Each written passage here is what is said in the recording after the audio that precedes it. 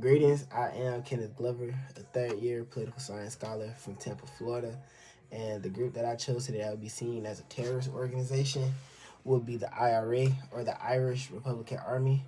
So, the origins of the IRA and how it really started, it came from the tensions over British rule in Northern Ireland. Basically, the Irish people wanted Ireland to be its own country, its own republic, where they didn't have to be under the rules of the British. So they um they basically wanted to unite all of Ireland. So what they did was they started peacefully protesting the British rule, and how things turned violent for the IRA would be, there's a time they called the Troubles, which would be like the late 1960s to like 1998, almost the turn of the century. So this is where that they will find our Irish people will find religious discrimination, lack of civil rights for Catholics. That's the main religion in Ireland is Catholicism. So, and like a good example of like how this violence would really be picked up on like the people of Ireland would be Bloody Sunday in 1972, where the British police officers started opening fire on a peaceful protest, on an Irish peaceful protest, injuring 20 odd people, either injuring or killing 20 odd people. So compared to the movement that we see in the West Papua movement, like the freedom movement, the Free Papua movement, right? The IRA was justifiable, as in they've been facing discrimination, whereas the West Papua movement, they want to just have their own independent state, free from Indonesia, right? So that's one.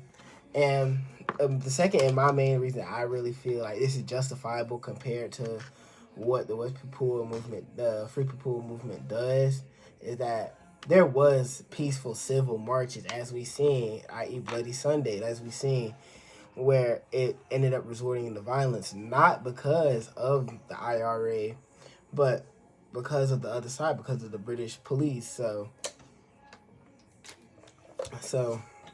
that's one where the violence is justifiable, as in all of this is retaliation. It's not like they're actually going out to seek and harm civilians, or they're going out to harm these people. Like, it's been done to them, and it's really like retaliation. You know what I mean?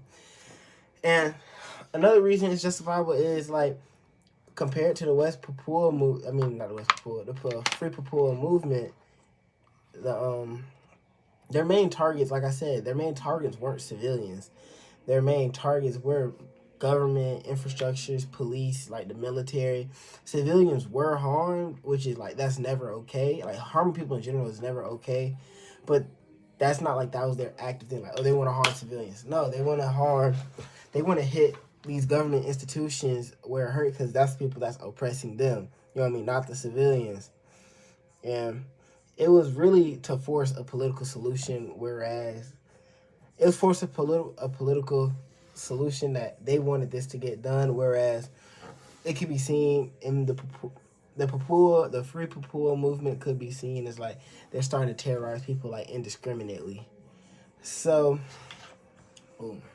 And also I want to say that like with these actions, it actually ended up transitioning into like a peaceful process, and it helped lead to an event they call the Good Friday Agreement, which occurred in 1998.